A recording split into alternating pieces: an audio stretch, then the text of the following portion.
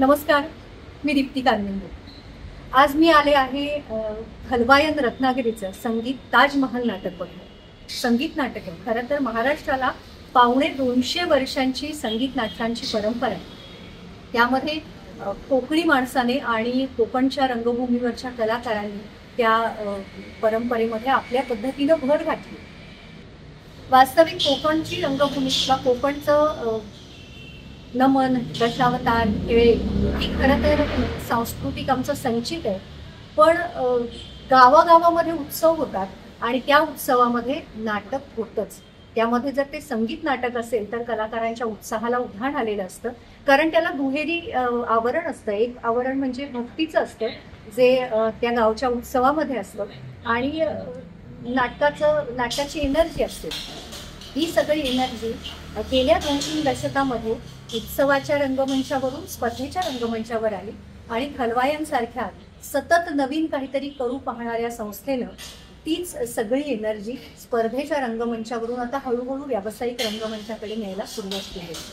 NCPA Mumbai आणि हलवायन रत्नागिरी यांच्या संयुक्त विद्यमाने आज, उद्या आणि परवा 3 दिवसामध्ये म्हणजे 3, 4 आणि 5 जानेवारी या 3 दिवसामध्ये संगीत नाट्य महोत्सव होतोय। जे 3ही नाटकं हलवायन निर्मित आहे। त्यातलं आजचं नाटक आहे संगीत ताजमहल।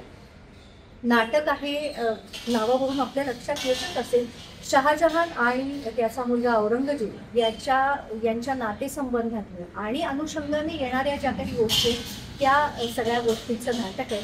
बघूया कशी आहे नाट्यकृती आणि आपल्याला कोण कलाकार भेटतायत, दिग्दर्शकांची याबद्दलची मतं काय, सगळं जाणून घेऊया आताच्या या फीचरमध्ये।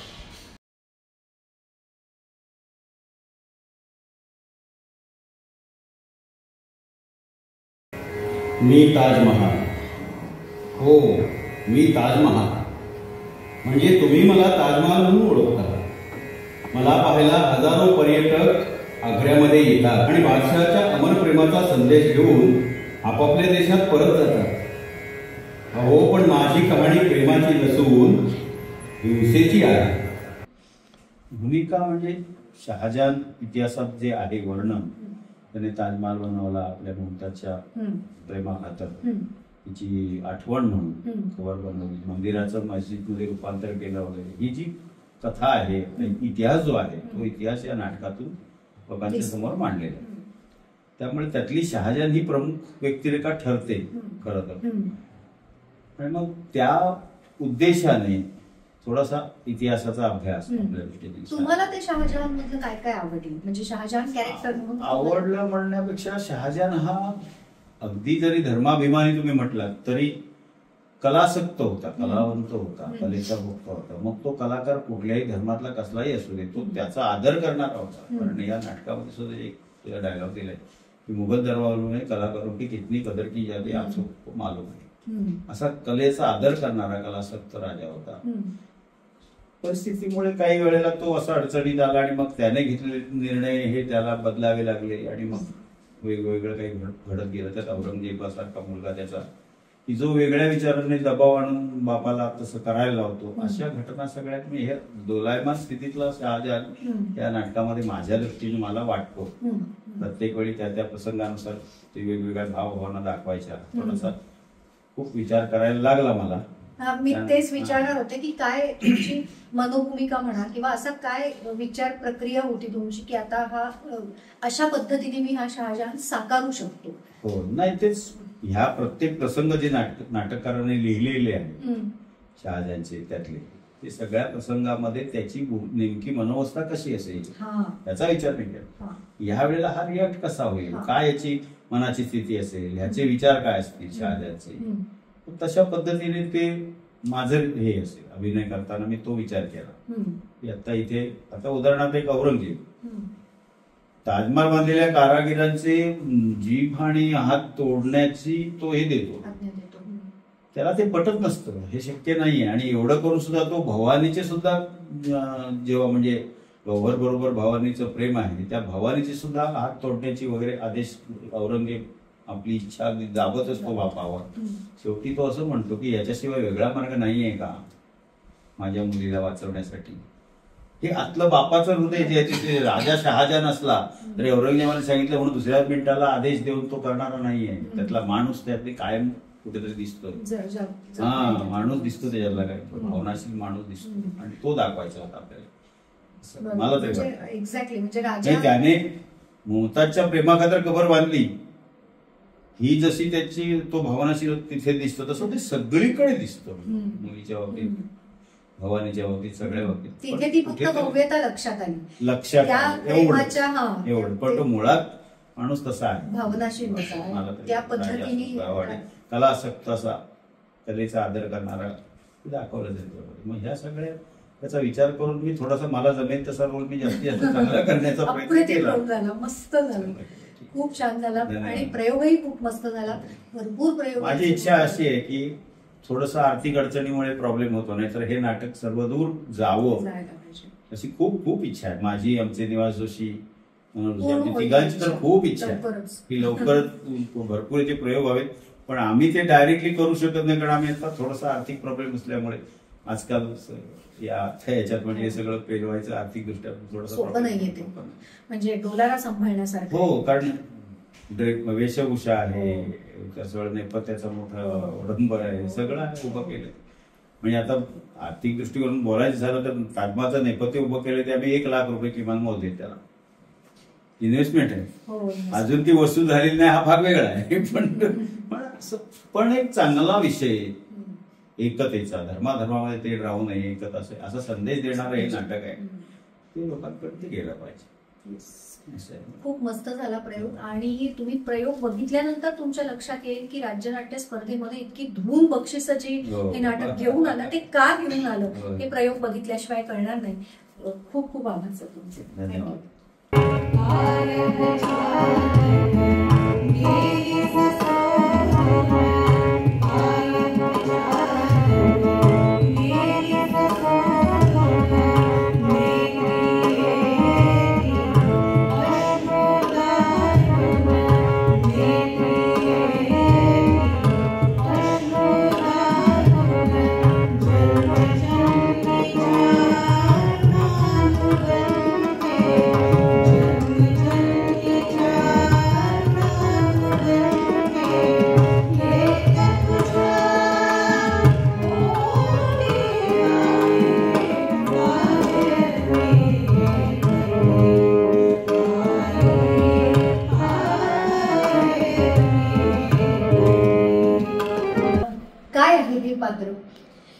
हे पात्र मुमताजचा बाप दाखवलेलं आहे. बुऱ्हाणपूरला स्वारीला गेल्यानंतर 14व्या वाळणपणात मुमताज जाते, तिथपासून हा प्रत्येक स्वारी ज्या ज्या ठिकाणी होती त्या त्या ठिकाणी हा शहाजहान बरोबर आहे, शहाजहानचे सासरे आहे. आणि हे एक असं कॅरेक्टर आहे की आपण म्हणतो की शांत डोक्याने कुठल्याही मार्गाने आपलं काम करून घेणार असा. मग तो मार्ग उजवा आहे, डावा आहे, कसलाही विचार, नीतिमत्ता वगैरे सगळं काही संबंध नाही, असं हे कॅरेक्टर आहे. स्वामीनिष्ठ आहे की माझं जावई हिंदुस्थानचा शहेनशाह आहे, त्यांच्या दरबारी हे सरदार आहेत. हा, ते सरदार आहेत. आणखीन सावलीसारखा शहाजहान बादशाह बरोबर असलेलं हे कॅरेक्टर आहे. आणखीन सुरुवातीपासून वृद्ध आहे, वयोवृद्ध आहे. शहाजहानचे सासरे दाखवले पर्यंत ते जाते, ते आयुर्मानही त्यांना मोठं आहे. कारण या संपूर्ण नाटकाला जवळजवळ 22-23 वर्षाचा कालखंड आहे. पूर्ण नाटक सुरुवातीला ज्या वेळेला सुरू होते त्यावेळेला ती मुमताज गेलेली आहे बुऱ्हाणपूरच्या स्वारीला, तिथे सुरुवात आहे. त्यांच्या मनात असेल की आपण तिची कबर आग्र्याला बांधायची, कुणाची मदत. ती सगळ्यात सुरुवातीला त्यांना शहाजहान बादशाहांना एकच नाव डोळ्यासमोर येतं की असफ खान. याच्यामध्ये ही व्यक्ती जर पडली घेतली तर आपलं काम नक्की होणार, ते कसंही होणार. कोणाच्या मनात असू नाही ते नसू, असफ खानने एकदा काम मनावर घेतलं की ते काम होणार, सामधाम करण्याकडे सगळे. आणि म्हणून मग असफ खानला सांगितल्यानंतर असफ खान ही त्याची मुलगीच असते ती. तुम्ही गेले 6 महिन्यानंतर आपल्याला इतकी चांगली कल्पना सुचली कर्नाटकाची मेहरबानी, जग से जग आम्ही आपल्या योग्य जागेची चर्चा करू. जागा बघण्याचं काम की जे अत्यंत मुश्किल आहे, कठीण आहे जागा मिळणं, तर ते काम असफ खानवर सोपवण्यात येतं. आणि मग असफ खान कामाला लागतो. तो अब्दुल म्हणून एक सामान्य नागरिकाचं पात्र आहे. त्याला सोपवल्यानंतर त्याच्याकडून काय होत नाही म्हटल्यानंतर त्याला असं आठवतं की काही झालं तरी जागा मिळालीच पाहिजे. आणि आतापर्यंत मुघलांचा रिवाज त्याला आठवतो की अरे माझ्या अम्मी आणि अब्बूची कबर शहेनशाह अकबरांनी एका विष्णूच्या मंदिरात तीच आहे की, पण माझ्या लेकीची कबर पण अशीच एखादी आपण मंदिरच ताब्यात घेतली तर, हे डोक्यात त्याच्या घुसल्यानंतर ताबडतोब एकापुढे गोष्टी त्याला क्लिक होतात. आणि राणा मानसिंगांचा राजवाडा त्याच्या डोळ्यासमोर येतो. ती खरवत होतात आणि कुठल्याही परिस्थितीत हा राजवाडा आपण ताब्यात घ्यायचा, अशा प्रकारची खरबत. हा सुद्धा विचार शहाजहानजीच्या मनामध्ये हाच घुसवतो. प्रॉपर विलन आहे, फक्त शांत डोक्याने जाणार आहे. यात औरंगजेबही आहे. ते कॅरेक्टर अतिशय उमदा आहे. 25 वर्षाचा औरंगजेब आहे. पण औरंगजेब आपल्याला माहिती आहे की सुरुवातीपासून डायरेक्ट विलनच आहे. हे शांत आहे, थंड डोक्याने सगळं काम करणार. अगदी त्यांना टार्गेट एकदा त्यांचं निश्चित झालं की मग त्यांचे ते डोक्यात त्यांचं काम चालू होतं. शेवटी किती तोही ज्यावेळेस सांगतो शेवट मरतो त्यामध्ये, मरताना शेवट सांगतो शहाजहान की तुम्हाला माहिती नसलेली एक गोष्ट मी तुम्हाला सांगणार आहे. अशी बुऱ्हाणपूरचे स्वाधीन असताना गुलाबाईच्या प्रेमात तुम्ही पडला होता, पण माझ्या मुलीचा किंवा त्यांच्या मुलांचा गादीवरचा हक्क जाईल हे माझ्या लक्षात आल्यामुळे मी तिला मुलासकट ठार मारले. इतका तो काय त्याला काही वाटलं नाही. म्हातारपणाला आता जवळ अंतकाळाजवळ आल्यानंतर त्याला ती गिळती घेऊन बघायला लागली. आणि त्यामुळे कोणाला तरी अर्धा ताराच्या दरबारात जाऊन मी त्याला काय उत्तर देईन, तुम्हाला काहीतरी सांगायचंय मला, जी आजपर्यंत मी घडवून ठेवले. अशा प्रकारचं एक कॅरेक्टर आहे.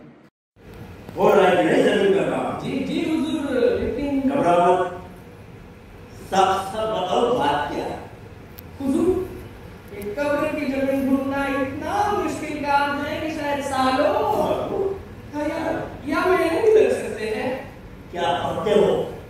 इसमें मुश्किल क्या है?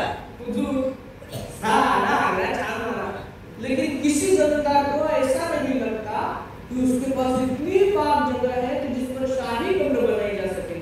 पिक्चर कॅरेक्टर शेवट माझी मुळात बॉडी लँग्वेज ती नाही. मला ते सगळं मारून मुटून करावं लागलं. विचारणारच होते की याच्यासाठी तुला मेहनत खूप घ्यायला लागली असेल तर ती कशी घेतलीस, कारण आतापर्यंत जर तुझे आम्ही रोल बघितले ना, मग एक विदूषक होतास, आपल्या प्रोज नाटकामध्ये तू डॉक्टरचं भूमिका केली होती, सुंदर. व्हरायटी आहे ही सगळी, खूपच वैविध्य आहे तुझ्या भूमिकांमध्ये. हा, पण तिथे ना इतकी निगेटिव्ह शेड कुठल्या भूमिकेला तुझी नाही बघितलेली. तर ह्याची तयारी कशी करावी लागली, कारण ही तयारी नुसत्या शारीरिक पातळीवर नसते, ती मानसिक पातळीवर पण असते ना. म्हणजे एखाद्या असं म्हणायचं की मी त्याला मुलासकट मारलं, ह्याच्यासाठी सुद्धा आपली ताकद लागते. तयारी म्हणायचं झालं तर मुळात हा रोल मी आणि मुळात एक कॉमेडी नाही. विनोदी अभिनय, खूप विनोदी कामं केली. सिरियस रोलही तुझ्यावरही मी सिरियस रोल केला डॉक्टरचा. हा रोल आल्यानंतर एक असं वाटलं की चॅलेंज आहे की मुळातच तो तिची एंट्री पहिल्यांदा तो साधारण 60च आहे. पुन्हा तुझ्या वयापासूनच तिथून सुरुवातच झाली. 60लाच मुळात त्या कॅरेक्टरला सुरुवात होते आणि पुढे 30 वर्षाचा कालखंड जातो. 80 वर्षापर्यंत हा जगला आहे. आणि तिथून पुढे ती सगळे बॉडी लँग्वेज, तो आवाज, म्हातारपणी माणसाचा आवाज दिसला नाही किंवा आपण म्हणतो की हा गणित गात्र झालेला आहे माणूस, हे सगळं दाखवणं म्हणजे चॅलेंज होतं माझ्यासाठी ऍक्च्युली. कारण माझी बॉडी लँग्वेज मुळात तशी नाही, चाल तशी नाही, काही नाही. ते आमचे मनोज जोशी याने आणि अगदी सुरुवातीला सांगायचं तर मला यासाठी, माझ्या भूमिकेसाठी याने आमच्याबरोबर पहिल्यांदा शहाजहान केला. ते वामनराव जोग, राजाभाऊ जोग, तर त्यांचंही मला खूप मोलाचं सहकार्य यामध्ये की अभ्यासू व्यक्तिमत्व. ते सगळे आम्ही तसे शेजारी बापू, एक गोष्ट लक्षात ठेव, भूमिका जगली. ही भूमिका तू जग, ही पुढच्या पुढे तुला भूमिका देतो. आणि या नाटकामध्ये या भूमिकेसाठी मला शासनानं पाहिजे नाही, तर त्यांचं सहकार्य मला खूप लाभलं. दादा तर होताच. मग आम्ही ते 3-2 अंकात काय करूया पुढे, कुठल्या प्रवेशानंतर बॉडी लँग्वेज थोडी, त्याहीपेक्षा शेवटच्या अंकामध्ये अजून अगदी शेवटची एंट्री हाताला धरूनच तो शिपाई घेऊन येतो. हो. यामध्ये एक जबाबदारी मला अशी वाटत होती की माझी जे बॉडी लँग्वेज चेंज नाही ना होणार ही मला म्हणजे बेरिंग सुटेल ही मला प्रचंड भीती होती. बरोबर. आणि ती आमचा स्पर्धेचा प्रयोग व्हायच्या आधी 8 दिवसापर्यंत ही होती. जसं आपल्या त्या डॉक्टरच्या भूमिकेची मला अक्षरशः बडबडायची, अरे तुझं कसं व्हायचं ते बघ एकदा ते बेरिंग घे पण शेवटच्या आठवड्याची ते झालं. आणि त्याही नाटकाला तुला आणि मलाच बक्षीस मिळालं होतं. दोघांना बक्षीस मिळालं होतं. पण माझ्या परीने हा खलनायक साकारायचा असा प्रयत्न केला. काही भूमिका अशा असतात ना ज्याच्यात सतत काम करत राहायला वाव असतो. तशी तुझी भूमिका आहे. म्हणजे तू अजून त्याच्यावर विचार केलास तर अजून तुला काही जागा सापडतील ज्याच्यात तू पुन्हा एकदा तो आणखीन क्रूरता म्हणा किंवा ते कोल्ड ब्लडेडनेस तू आणू शकतो. तर इतके प्रयोग झाले ह्याच्यात असं कधी झालं का की हा ह्याच्यापेक्षा ही जागा मला चांगली सापडली, किंवा रिहर्सल तर आपण करतच असतो पण ऍक्च्युली प्रयोग करताना जे प्रयोग सापडतात ना ती गंमत कधी मिळाली का? नक्कीच मिळाली. म्हणजे आम्ही जे स्पर्धेचा प्रयोग पाहिला तर त्या प्रयोगामध्ये मी साकारलेला असफ खान हा एक होऊन गेला. आता मला वाटते की मी त्याहीपेक्षा बऱ्यापैकी पुढे गेलो. आणि गोव्याला आमचं ज्यावेळेला बक्षीस वितरणाचा समारंभ झाला त्यामध्ये नाटक झालं असं ते काय बोलण्यासारखं नाही. ऑडियन्स फक्त 15 होते समोर. माहितीच नाही लोकांना आज प्रयोग आहे नाटकाचा. ते गोवेकर अरे आम्हाला माहिती नाही अमुक तमुक. पण तो जो प्रयोग झाला तिथे इतका अप्रतिम झाला की प्रत्येक कलाकार कॅरेक्टर जगला ऍक्च्युली. कारण ते तुम्ही मग तुमच्यासाठी केलं आणि समोरचे 15 लोक बस याच्यासाठी झालं. खूप छान, खूपच छान झालं. आणि तू म्हणतेस तसं की इतके प्रयोग होत जाते आपल्याला नवीन नवीन आपल्याला सुचायला सापडायला लागतं आणि ती भूमिका छानपैकी पॉलिश होऊन. कारण हिरोला जितके कंगोरे असतात त्याच्यापेक्षा शतपटीने जास्त विलनला कंगोरे मिळत जातात. तर तसा हे अशा तुला भरपूर जागा सापडोत आणि नाटकाचे भरपूर प्रयोग होत या शुभेच्छा. थँक्यू. बाळा राजपूत पिढ्यांनी जीवापाड करलेल्या तेजो महानायका ताबा आम्ही सोडावा असा आयला. आणि तोही एका कबरीसाठी अरे पवित्र ठिकाणी पवित्र कबरी करायची तरीही मला आणि समस्त राजपुतांना हे मान्य होणार नाही.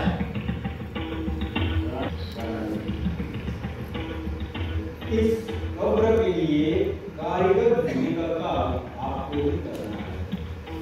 हमें मालूम है एखादा महाराणा जयसिंग आमच्या बरोबर आहे ते कळलं की राजपुतांना आपोआप खंडावर बसेल. हमें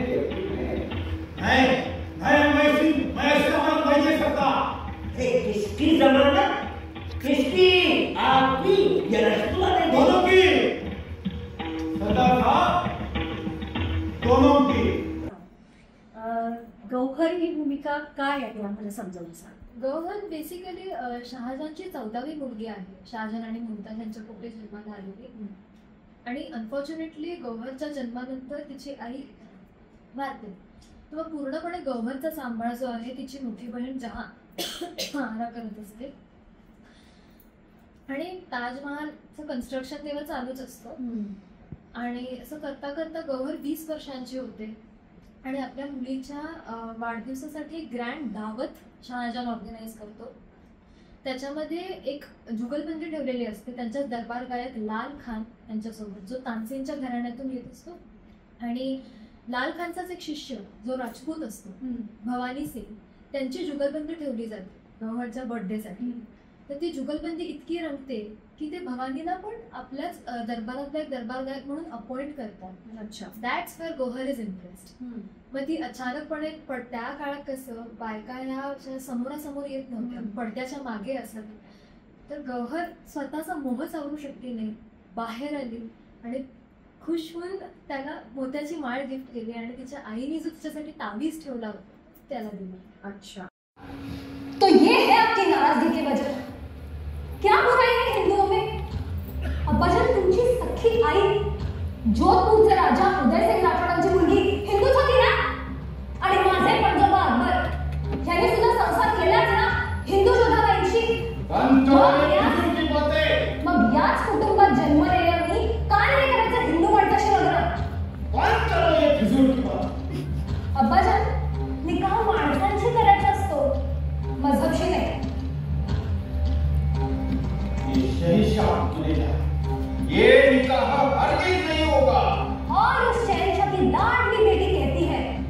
कि वो निकाह करेगी तो सिर्फ भवानी से। येस. आणि मग असं करत करत भवानी आणि गौहरची लव्ह स्टोरी सुरू होते. अच्छा. भवानी रियाज करत असताना गौहर त्याच्याकडे जाते. त्यांच्यामध्ये छान छोटे छोटे प्रसंग, छोटे छोटे प्रसंग कॉन्व्हर्सेशन होतं त्यांच्यामध्ये. आणि इनडायरेक्टली का होईना पण Gauhar proposes to Bhavani. Okay. To which Bhavani पण हाच रिप्लाय देतो की आय लव्ह यू टू असं. ओके. मग हे उडती खबर शहाजहानपर्यंत पोहोचते आणि त्यांचं ऑब्जेक्शन ह्या गोष्टीवरती होतंच की आम्ही गाणारा आणि हिंदू जावई करून घेणार नाही. पण गौहर काय ऐकायला तयार नाही. तिने तिचं जे काही ते कंटिन्यू ठेवलंच. मग असं करून त्याने भवानीलाही बोलवून घेतलं. त्याला सांगितलं की तुला कन्वर्ट व्हायला लागेल, मुसलमान व्हायला लागेल, आमच्या मुलीशी निकाह करायचा असेल. त्याला भवानीने नकार दिला साफ. मग त्यानंतर त्याच्यावरती जानलेवा हल्ला होतो. ही खबर गौहरपर्यंत पोहोचते आणि ताजमहालच्या सगळ्या कारागिरांना तेव्हा शिक्षा होत असते. त्यांची जुबान खेचली जाते, त्यांचे हातपात उडवले जातात आणि भवानीलाही शहाजहान शिक्षेला सामोरा जायला सांगतो. आणि गौहर सुद्धा त्याच्यासोबत ही शिक्षा होत. त्या दोघांनी एकत्र जे राहायचं स्वप्न असतं ते कुठेतरी इनकम्प्लीट अशा पद्धतीने एंड होऊन जातं. काय चॅलेंजेस होती ही विशेषतः ही भूमिका करताना? ही भूमिका करताना माझ्याकडे खरं सांगू तर वेळ खूप कमी होता. म्हणजे मला एका महिन्याच्या नोटीसवरती हे कळलंय. शॉर्ट नोटीसच म्हणायला लागेल. सगळी गाणी बसवून घेणं हे सगळं एका आठवड्यामध्ये झालं आणि 2 आठवडे कंटिन्युअस माझी तालीम सुरू झाली रत्नागिरीला.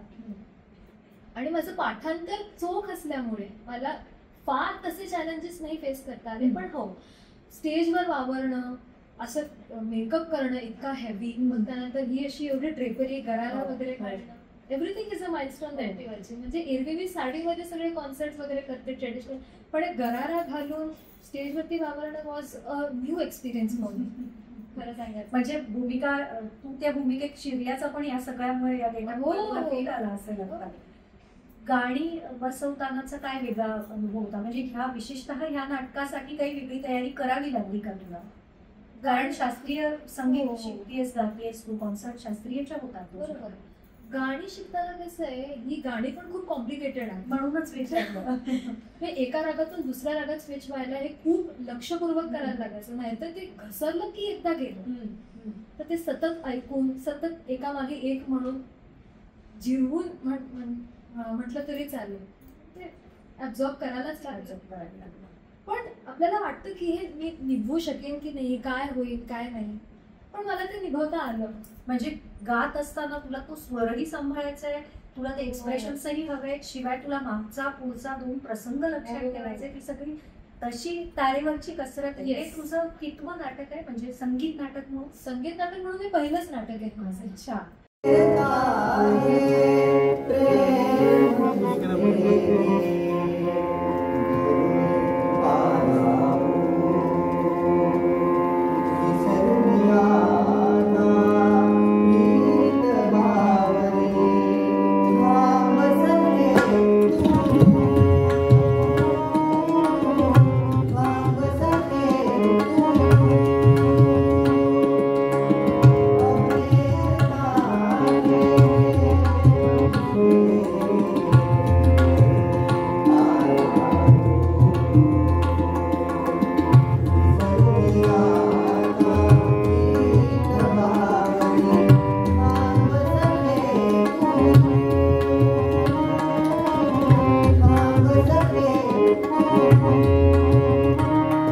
शास्त्रीय गाण्याची मैफल म्हणजे लाईव्ह कॉन्सर्ट आणि संगीत नाटकातलं गाणं, नाट्यसंगीत, याच्यामध्ये तुला फरक काय जाणवतो? कारण दोन्ही गोष्टी लाईव्ह आहे, तर यातला नेमका फरक काय आणि यातलं सोपं तुला काय वाटतं?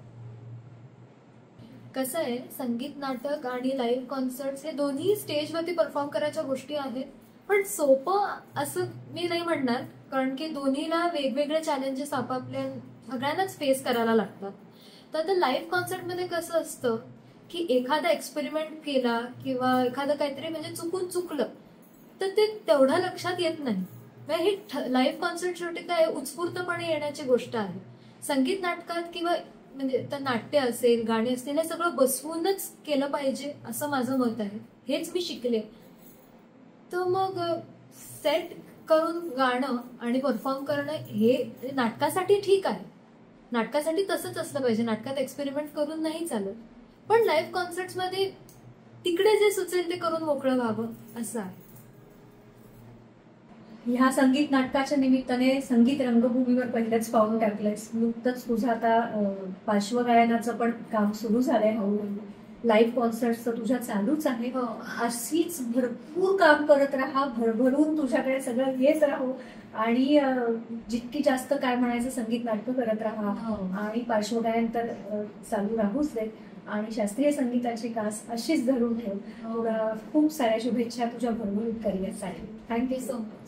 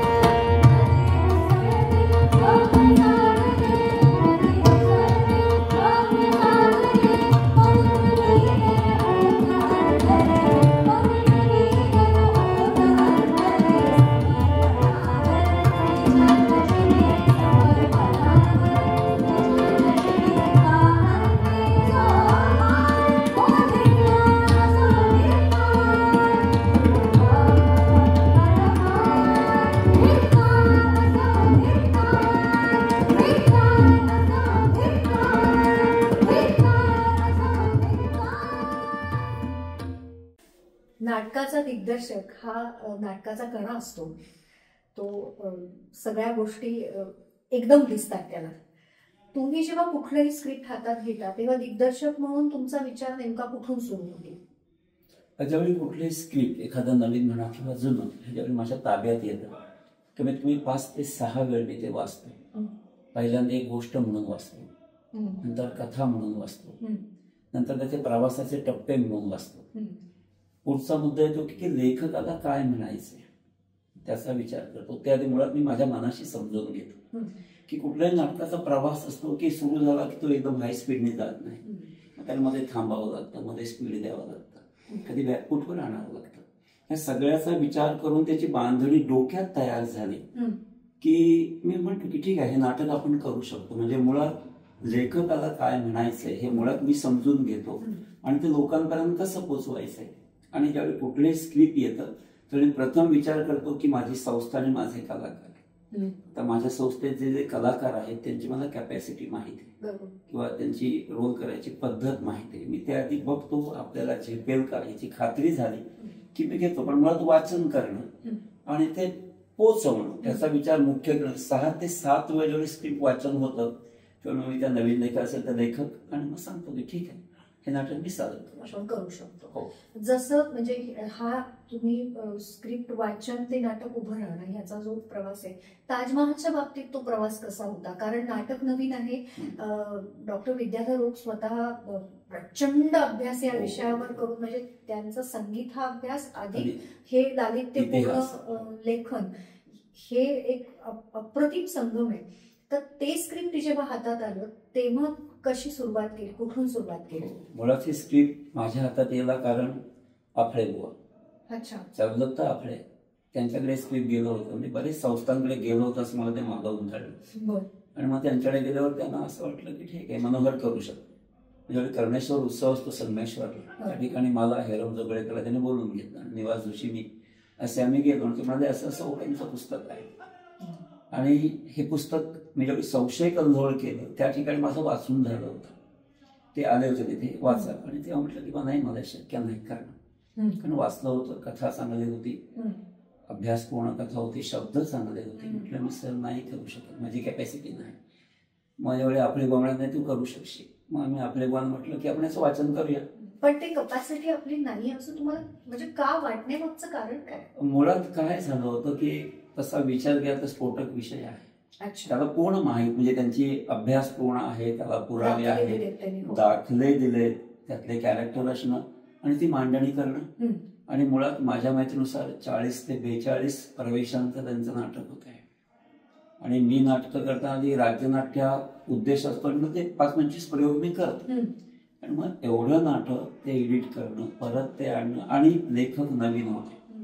जोशी सरांची आम्ही नाटकं केली, बाजीराव निकमची केली, मोकाशी सरांची केली. पण एक असं होतं की मी म्हटलं सर असं आहे की लेखक मुळेवरून तसं बदल करून देत होते. सरांचं मला माहीत नव्हतं या बाबतीतला विचार, आणि विद्वान मनुष्य म्हणून नाव ऐकलेलं होतं. आणि मी तेव्हाच त्यांना सरनं म्हटलं की सर मला बहुतेक शक्य होणार नाही. तेही दडपण होतं, खूप होतं, खूप विद्यार्थ्याभूक असण्याचं दडपण. ते नाव त्या नावाला वेटेज आहे. हो. आणि त्यांचा सगळ्यातला अभ्यास आहे. ज्योतिष आहे, पुनर्जन्म आहे, सगळ्यावर अभ्यास करतात ते. संगीतातला ते बाप मनुष्यच आहे ते. पेटी ऑर्गन म्हटलं तर आम्ही बोलू शकतो, सावलीजवळ भरायची आमची लायकी नाही. मग मी ह्यांना म्हटलं की आपले बुवांना तुमच्या समयात वाचन करायची इच्छा आहे, तुम्हाला केव्हायचं. मग मी आपले बुवा हेरम निवास आणि ओक सर 5 तास त्यांच्या घरी वाचन केलं. आणि वाचन केलं आणि काय असं मला वाटलं नाही मी करू शकतो. मी ओक सरनं म्हटलं असं असं मी घेऊन जातो पुस्तके, मला काही बदल ते मला सांगतो, मला पटले तुम्ही करेन. हा म्हणजे सांगतो बदल. आणि मग येताना प्रवासात त्यातले बरेचसे प्रवेश मी एडिट केले की मला हे नको एडिट केले. आणि त्यांना कळलं असं हे मला प्रवेश नको. का नको म्हटलं नाटक मोठं होतं, गाणी आहे आणि मग ते टाइम बार होईल. आणि आता 3 तासाच्या पुढे 3.25 तासाच्या लोकांची कॅपॅसिटी मानसिकता नाही नाटक बघायची. असं होतं काय पाहिजे हे म्हटलं कमी केल्याने अमुक ठिकाणी 2 प्रवेश मला ते म्हणले. त्यांना दुसऱ्या दिवशी कळवलं, त्याच रात्री 12 वाजता त्यांनी मला ते पाठवलं. ती म्हणून ते आल्यानंतर त्यांची मी 4 कॅरेक्टर कन्सल्ट केले. मला म्हटलं हे नको, काय म्हटलं माझं नको म्हणजे काय. मी म्हटलं सर बघा हे तुमची घटना पोचवायची ना, मग हे नको, आपण ते संवाद अन्य कॅरेक्टरच्या तोंडी ट्रान्सफर करूया. आणि मग असं करत करत मी ते 22 प्रवेशावर नाटक आणलं. आणि आता ते 16-17 प्रवेशात मी ते 3.5 तास त्या प्रवेशात खेळतो आणि नाटक सादर होतं. म्हणजे होतं काय, लेखकाला आपल्या नाटकातून एकदम कधी कधी 5-6 गोष्टी दाखवायच्या असतात, जी मोठी नाटकं आहेत विशेषतः, आणि त्यातला प्रत्येक प्लॉट महत्वाचा वाटतो वाचत असताना. इथे म्हणजे जरा दिग्दर्शक म्हणून ती थोडी तारांबळ आहे. तर या नाटकाच्या बाबतीत हे जे एडिट करावं लागलं किंवा हे प्रवेश आपण नको घेऊया याच्या ऐवजी असा करा, हे करतानाचा तो विचार नेमका काय झालं. लिखाण लेखक खूप चांगलं लिखाण करतात, त्यांना वाटतं हे महत्वाचं आहे. शब्द चांगले असतात, पंच चांगले असतात, लाभदार मिळू शकतात. पण मी विचार करतो या कथानकाला याची गरज आहे का. हे कथानक आहे याची गरज आहे का. मी एखादं नाटक वाचताना 4थं वाचनात मी काय करतो की 10 पात्र आहे. समजा हे पात्र या नाटकात नसलंच तर माझं नाटक कुठे थांबेल, तिथून मी नाटक सुरू करतो. मग असं वाटलं की नाही हे 4 मिनिटे माझं नाटक थांबणार नाहीये. त्यानंतर इतिहास सांगायचा आहे तो इतिहास पोचणार, एक जो संदेश द्यायचा आहे तो संदेश पोचणार. त्या संदेशावरती खूप चर्चा झाली की नाटकाच्या एंडिंगला मी संदेश देतो की कुणी कोणाच्या धर्मावर आक्रमण करू नका, प्रत्येकाचा धर्म ज्याला त्याला प्रिय आहे, आक्रमण करू नका, असा एक चांगला सामाजिक संदेश आपण देतो. मग तिथपर्यंत आपण ते नाटक पोचवलं. आणि मी सरला म्हटलं की ठीक आहे की लेखक आहे, तो लिखाण करणं, शब्द चांगले असतात, अपरिमित मेहनत करून ते मोत्यासारखे शब्द त्यांनी तयार केलेले असतात. आणि मग त्याला काहीच माहित नाही असं निर्देश होते, हे वाक्य नको ते कात्री लावतो आणि ते कट करतो. मी म्हटलं सर बघा हे नाटक आहे, कथा पोचते, त्यांना वाचायला दिलं. म्हटलं तुम्हाला वाटतं का की या कथा थांबली किंवा ती कथा मिस झाली असं काही होतं का. त्यामुळे नाही होते, पण तिथे असे शब्द खूप छान आहे, पण मला तेवढी पूर्ण नाही, संदेश पोचेल, नाटक चांगलं होईल. आणि राज्यनाट्याला ते 14 पारितोषिकांचे फर्स्ट आलं, संदेश जातो, त्याचे आम्ही भरपूर प्रयोगही केले. आणखी मी म्हणजे विनोदानं असं म्हणतो की लेखक हा स्वतः कधी दिग्दर्शक असू नये. लिखाणाचा मला अनुभव नाही, पण ते म्हणाले असं का हो. म्हटलं त्या लेखकामध्ये हे माझं चांगलं आहे, हे माझं चांगलं आहे, ते शब्दांच्या प्रेमात राहतो, त्या कॅरेक्टरच्या प्रेमात राहतो.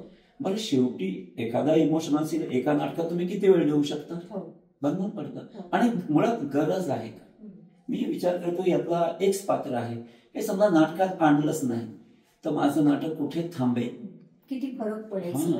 मी डिरेक्शन करताना त्या कॅरेक्टरला सांगतो नाटक वाचा आणि वाचताना तुम्ही डोक्याशी ठरवा की बाबा मी आता एक्सचं कॅरेक्टर करते, या नाटकात एक्स नसला तर नाटक कुठे थांबेल. ज्या ठिकाणी नाटक थांबेल, ज्या स्पीडला थांबेल त्या स्पीडला सुरू करण्याची जबाबदारी तुमच्या कॅरेक्टरची आहे.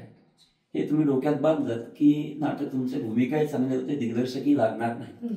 नाटक जर व्यवस्थित वाचलं आणि नुसतं म्हणजे आपलीच भूमिका वाचून कधी कोणी अभिनय करू शकत नाही एखाद्या कॅरेक्टर बद्दल, की नाटकातल्या 10 पात्रांची काय मतं आहे, त्या मतांचा त्याने विचार केला की कळतं की ह्याचं हे मत, याचं हे मत, याचं हे मत, आणि मुळात त्या कॅरेक्टरचा स्वतःचं मत असतं, त्यानुसार ती भूमिका सादर होते.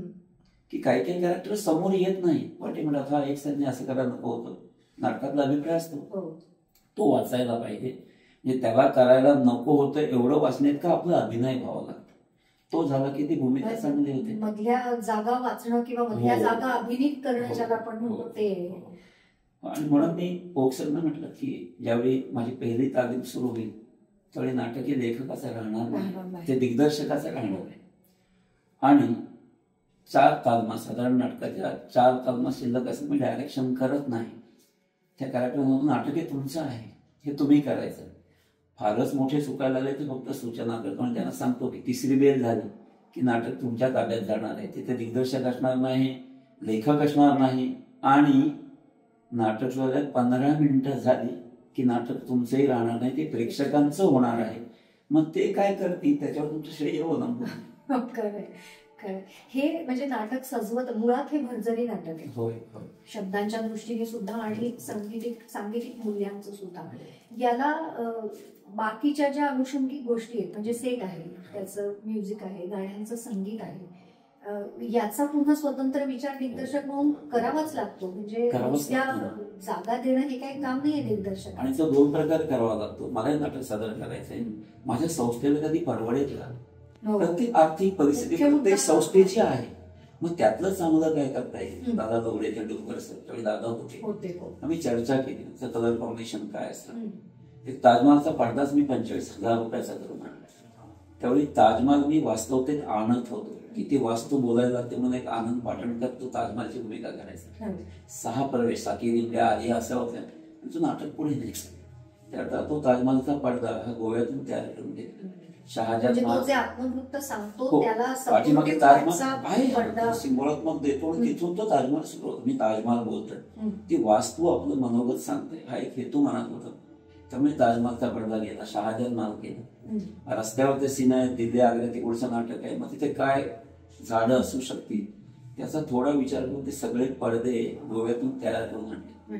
नेपथ्य सुद्धा इथे तयार करून दादाने स्वतः रंगवलं. पुढे आता मोर्यांचे आहेत, मोर्यांनी तयार करून ते तयार होते. म्हणजे ही चर्चा किती महत्वाची खूप लागते की नाटक ज्यावेळी, म्हणून नेपथ्यकारानं नाटकाच्या तालमा सुरुवातीच्या बघितल्यास पाहिजे तर कळतं काय पाहिजे, कुठे पाहिजे, कसं पाहिजे. बॅकग्राऊंड आहे माझी मुलगी प्राजक्ता, तिला म्हटलं असं असं पाहिजे, एकदा सांगितलं परत मला ते बदल करावा लागला नाही. छान बॅकग्राऊंड चांगलं केलं आणि इव्हन ओक्सरने ते मान्य केलं. आदित्य बॅकग्राऊंड देणार होतं पण पाठवत नाही, खूप छान आणि ते मान्य सर्टिफिकेट मिळालं, चांगलं केलं.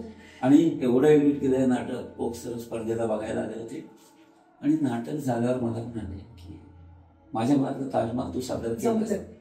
त्यांच्यासाठी माझे खूप म्हणजे ते खूप त्यांचा मान ठेवून मी खूप शांतपणे बोलतो, म्हणजे चिडत नाही. मी तुलाही अनुभव आहे ना, चिडत नाही. एका ठराविक गोष्टीला चिडलो किंवा त्याला इलाज नसतो. एकदा सरांचं तरी माझं शाप देखील झालं. सर म्हटलं नाही मी हे तुमची वाक्य म्हणणार, ते म्हणतात म्हणायला पाहिजे. म्हटलं मी करणार नाही. मग नाटक झालं मला सांगा, पण ते खूप मोठ्या मनाचे आहे, विद्वान आहे, खूप मोठ्या माझ्या काही सर्वसामान्य माझ्या एवढी डिग्री नाही. मी बघून नाटक वाचून नाटक करायला शिकलो.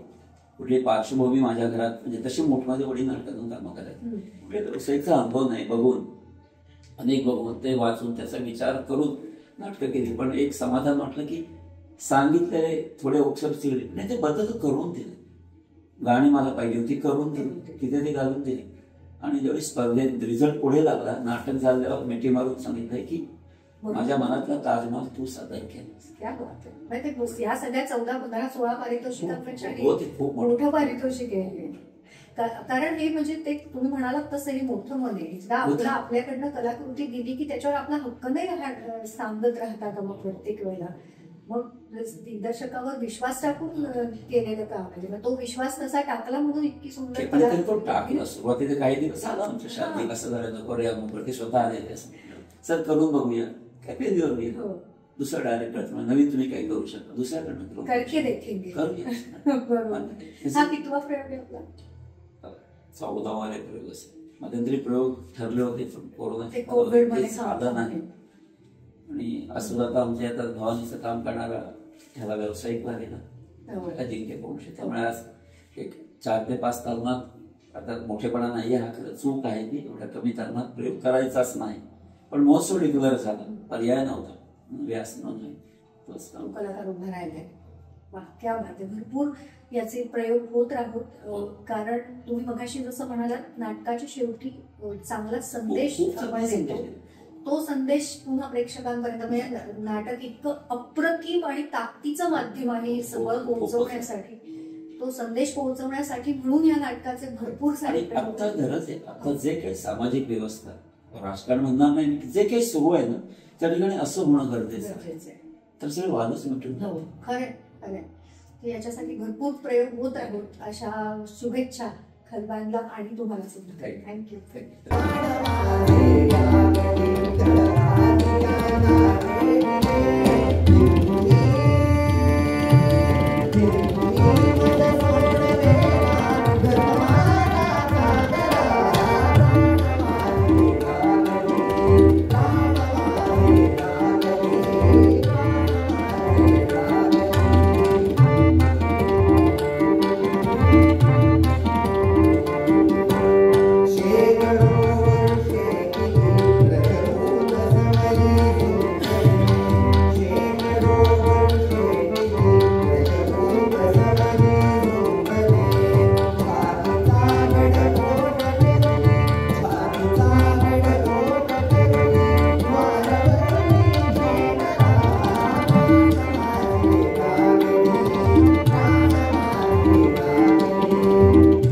कसा होता हा अनुभव नाटकाचा तुझा? अनुभव खूपच सुंदर होता, पण थोडं दडपणही होतं कारण ह्या नाटकाचा माझा पहिला प्रयोग होता. या आधी मी संगीत माऊली नावाच्या नाटकात काम केलं होतं, पण ह्या नाटकाचा आजचा माझा पहिलाच प्रयोग होता. त्यामुळे एक छोटंसं दडपण होतं मनावर की तो प्रयोग सक्सेसफुल व्हावा. कारण मी मुंबईत राहत असल्यामुळे मला रत्नागिरीत तालमीत येणं इतकं शक्य नव्हतं. त्यामुळे खूप कमी वेळेत मला हे पात्र सेट करायचं होतं मनात आणि इव्हन बॉडी लँग्वेज मध्ये सुद्धा. पण एक ऍडव्हान्टेज मला काय मिळाला की भवानी सिंग हे कॅरेक्टर तरुण रक्ताचं कॅरेक्टर आहे आणि साधारण 22-23 मधलाच तो होता. सो माझ्या डेजला विचार कसे पडू शकतात किंवा काय रिॲक्ट होऊ शकतात गोष्टी, कशा रिॲक्शन येऊ शकतात जेन्युइन. सो त्यावर मला जास्त काम नाही करावं लागलं. भूमिका ऍज सच अशी आहे की भवानी सिंग हा चरणजीत सिंग जो आर्किटेक्ट होता ताजमहाल ज्याने बांधला, ज्याने हे सगळं कंडक्ट केलं, त्याचा मी मुलगा आहे आणि दरबारात जो राजगायक आहे आधीपासून लाल खान त्याचा मी शिष्य आहे. आणि मग माझं इंट्रोडक्शन जेव्हा चरणजीत सिंगला एक पारितोषिक घोषित होतं ताजमहाल बांधल्याबद्दल, तेव्हा मला माझं इंट्रोडक्शन होतं फर्स्टली.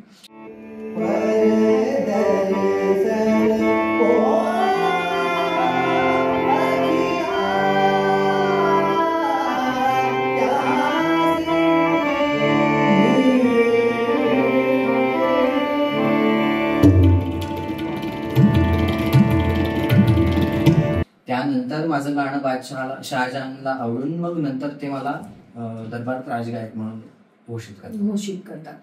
गाताना काय चॅलेंजेस होती? म्हणजे तू आता जसं म्हणालास की ऍक्टिंगच्या बाबतीमध्ये एक भाग तुझा सोपा होता की ते तुझ्याच वयाचं कॅरेक्टर होतं. कॅरेक्टर तसं नवीन आहे, म्हणजे लोकांना सुद्धा नवीन असलेलं आहे, त्यामुळे तुला मुभा होती खूप गोष्टी करू शकण्याची. पण गातानाची चॅलेंजेस काय होती? चॅलेंज म्हणायचं झालं तर या आधी मी जे नाटक केलं होतं ते पूर्ण साकी दिंडी आणि कीर्तन या गोष्टीकडे वळणारं होतं. ही भूमिका करताना पूर्णपणे ऐतिहासिक नाटकाचा जो बाज आहे आणि जी एक्स्ट्रा पॉवर लावावी लागते गाताना किंवा पूर्णपणे बॉडीली त्यात इन्व्हॉल्व्ह होऊन गावं लागतं, तर ह्या सगळ्या गोष्टी थोड्या थोड्या आमचे डिरेक्टर मनोहर काका आहेत, त्यांनी मला खूप मदत केली. पात्र डोळ्यासमोर व्यवस्थित त्यांनी उभं केलं की हे असं असं पात्र आहे आणि ही रिक्वायरमेंट आहे. त्यानुसार मी माझ्यात बदल करत गेलो आणि मी जेव्हा विचार केला तेव्हा त्यानंतर मला ज्या गोष्टी सुटत गेल्या की आता तो तरुण असणार आणि त्यात तो राजपूत आणि त्याचं त्या गौहरवरती प्रेम सुद्धा जडले. त्यामुळे त्यानंतर थोड्या व्हॉइस मॉड्युलेशन्स मध्ये आता जेव्हा एखादा मुलगा प्रेमात पडतो तेव्हा तो त्याच्या प्रेयसीसाठी गात असताना त्याच एनर्जीने नाही गाणार ज्या एनर्जीने तो ते गाणं आहे प्राण माझे घ्या कधी, ज्या एनर्जीला ज्या फोर्सला ते गाणं जाईल ते जेव्हा त्याला त्याच्या प्रेयसीला कन्व्हिन्स करायचंय एखाद्या गोष्टीसाठी तर तेव्हा तो तसा जोर नाही वापरता येणार. तर या सगळ्या गोष्टी मनोहर काकांच्या मार्गदर्शनाखाली इतक्या ते व्यवस्थित त्यांनी करून घेतल्या की पात्र व्यवस्थित साकार करता. क्या बात आहे. तरुण रक्ताचे ताज्या दमाचे कलाकार, संगीत माऊलीच्या निमित्तानं तो स्टेजवर आला आणि आता हे त्याचं दुसरं नाटक आहे. हळूहळू अशीच पुढे पुढे पावलं टाकत छान छान नाटकं करत राहा. भरपूर नाटकं तर करच आणि अधिक कॉन्सर्ट तुझ्या भरपूर साऱ्या होऊ देत. खूप साऱ्या शुभेच्छा. Thank you so much.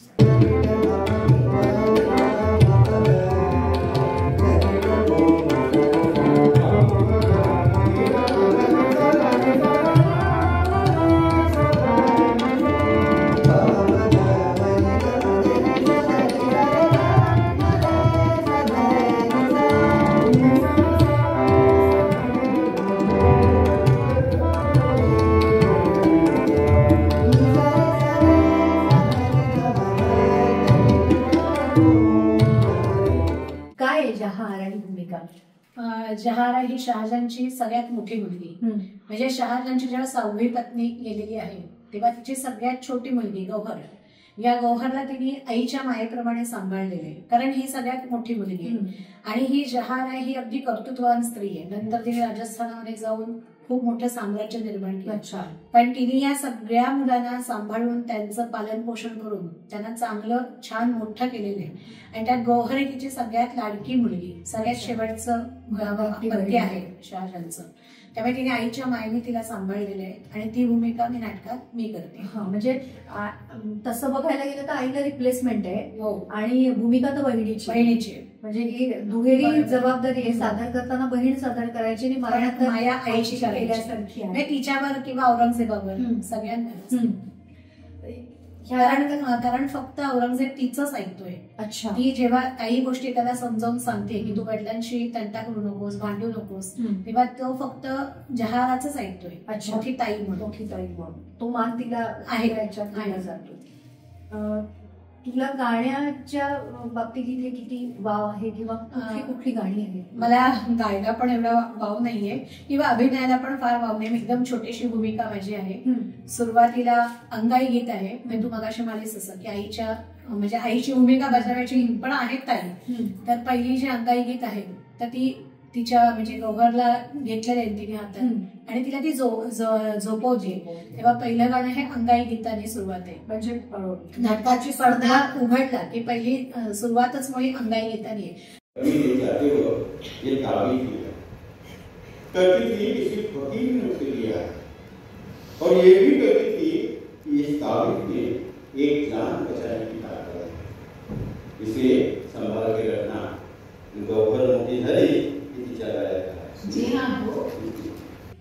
दुसरं गाण्याबद्दल? दुसरं गाणं ते तिची आई नुकतीच गेलेली आहे. तिला तिच्या आईची हातात तिच्या ही छोटीशी बहीण आहे. त्यामुळे तिला असं वाटतं की अरे मला माझ्या आईचं प्रेम मिळालंय पण ह्या छोट्या गौहरला मिळालेलं नाहीये. त्यामुळे तिला एकीकडे तर वाईट वाटतंय खूप आणि तिला आईची खूप आठवण येते. त्यामुळे दुसरं गाणं हे आईची आठवण येणार असं आहे. म्हणजे पहिली अंगाई, दुसरं हे आईची आठवण येते आणि त्याचे इतके सूर आर्त आहेत आणि ते प्रेक्षकांना जाऊन छान भिडतात. म्हणजे त्या गाण्याला मला एकही टाळी येत नाही कधीच, पण प्रेक्षकांच्या डोळ्यात पाणी येतं हे मी स्वतः मला येऊन नंतर सांगतात. आणि इतके शब्द छान आहेत कसे अप्रतिम गाणं आहे.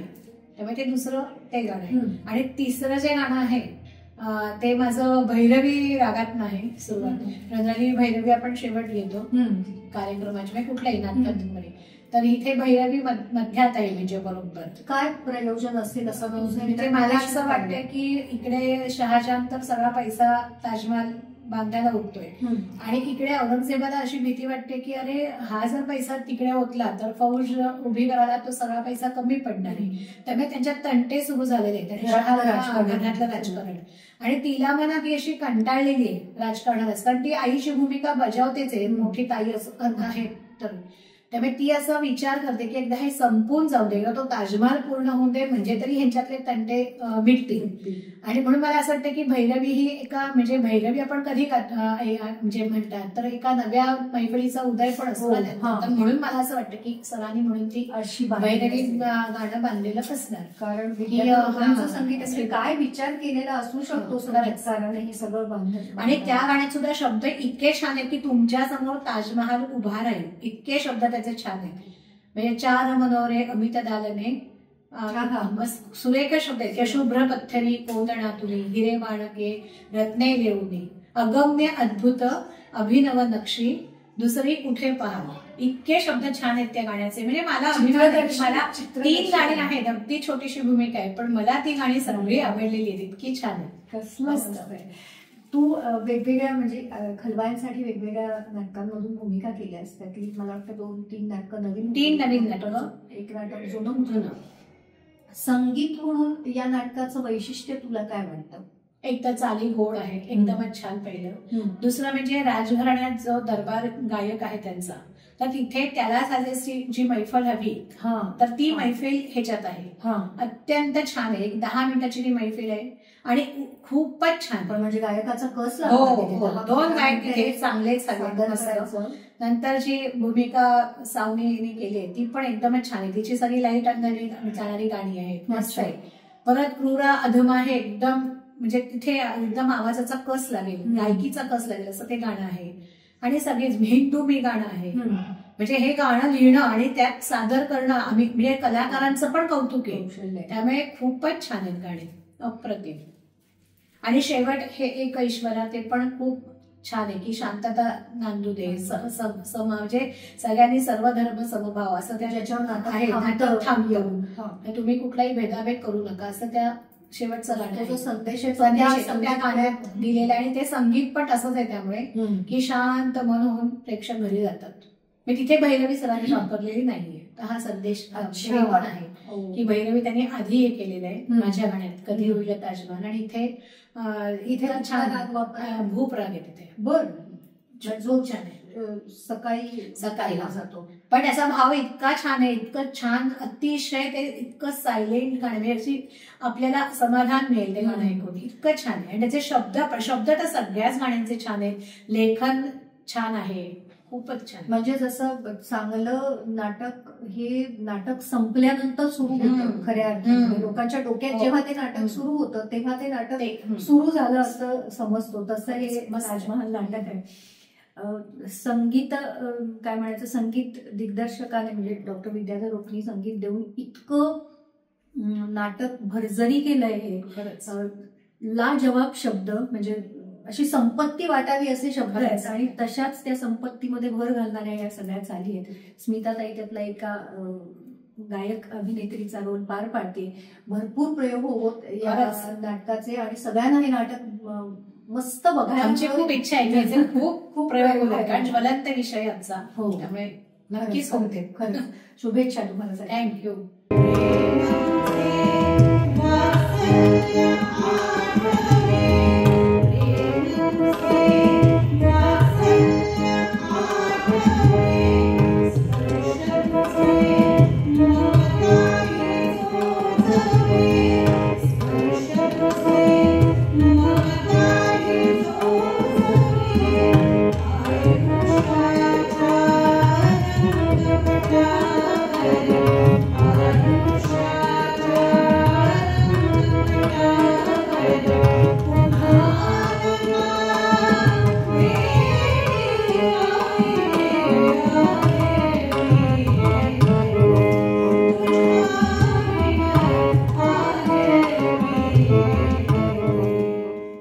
खलवायन निर्मित संगीत ताजमहल या भूमिकेतली अत्यंत महत्वाची भूमिका म्हणजे औरंगजेब आणि औरंगजेबाची भूमिका पार पाडणारा आणि ताकदीने पार पाडणारा नट अनिकेत आपटे आपल्या सोबत आहे. नमस्कार.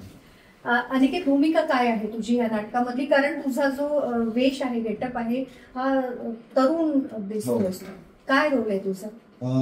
मी औरंगजेबचा जो रोल करतोय तर हा 25-30 या एज मधला आहे औरंगजेब, त्यामुळे तो गेटअप असाच आम्ही बघितलाच नाहीये.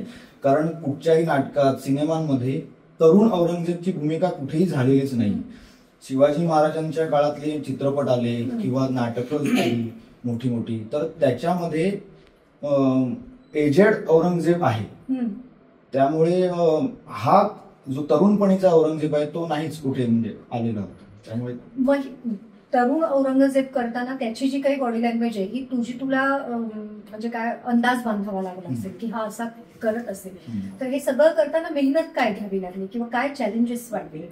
मेहनत ही घ्यावी लागली की आपल्याला एक साधारण माहिती असतं की जुने जे चित्रपट असतील त्याच्यात, जसं आता मी म्हटलं की त्याच्यात कसा केलेला आहे त्याच्याकडनं आपल्या त्या कॅरेक्टरकडनं थोडीशी आयडिया मिळते.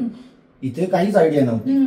त्यामुळे मला माझे डिरेक्टर असतील किंवा माझे सहाय्यक कलाकार असतील त्यांनी खूप मदत केली. आणि मी अभ्यास केला काय म्हणाल तर पुस्तक वाचलं मी, म्हणजे बाबरनामा आहे तसं औरंगजेबचा सुद्धा आहे, तर मी त्याच्यात वाचलं होतं हे की तो कसा होता, मुत्सद्दीक कसा होता, किंवा त्याला नुसतं राज्य करायचं होतं की काय होतं, किंवा बाबरच्या काळापासून चालत आलेली जी सत्ता आहे ती अशी डबगाईला का गेली मधल्या काळात. तर मग म्हणून त्याला ते संगीताबद्दलचा द्वेष वगैरे असा असलेला तो. पण मी अभ्यास करताना जेव्हा काही प्रश्न लेखकांनाही विचारले होते तेव्हा तेही मला म्हणाले होते, जे कोणालाही माहिती नाहीये, औरंगजेब हा सुंदर सितारिस्ट होता, हे कोणालाही माहिती नाहीये. सो ते एक मला कळलं की ती आवड आणि एकदम जो चेंज होता त्याचा की ह्या संगीत किंवा ह्याच्यामुळे नाच गाणी ह्याच्यामुळे जे काही आपली सत्ता आपण गमावू शकतो ह्याची भीती होती. सल्तनतचा कारभार आपण हातात घेतल्यापासून आपलं दर्शन देखील मुश्किल झालं. 50,000 वाढीव घोडदळ में पायदळ होना काही सोपं नाही. आणि हे बात हमें आपको बताने की जरूरत नहीं. राज्य लक्षात आलं म्हणजे आपल्याला जो दिसतो इतके वर्ष वेगवेगळ्या नाटकांमधून असेल, सिनेमांमधून असेल, तो बदललेलाच औरंगजेब दिसतो. त्याच्या आधीचा भाग दिसत नाही. अप्रतिम भूमिका अनिकेतने केली आणि मला नेहमी त्याच्याकडे बघून असं वाटतं, आता त्याचा 3रा प्रयोग बघते मी, हा हँडसम औरंगजेब आहे आमचा. आणि मला हे सांगायचंच होतं की हँडसम म्हणजे औरंगजेब जर असता खरा तर तो असा छान दिसला असता. तर खूप छान अनिकेत, मस्त झाली भूमिका आणि खूप भरपूर प्रयोग हवेत या नाटकाचे. अशा शुभेच्छा तुला. धन्यवाद. थँक्यू.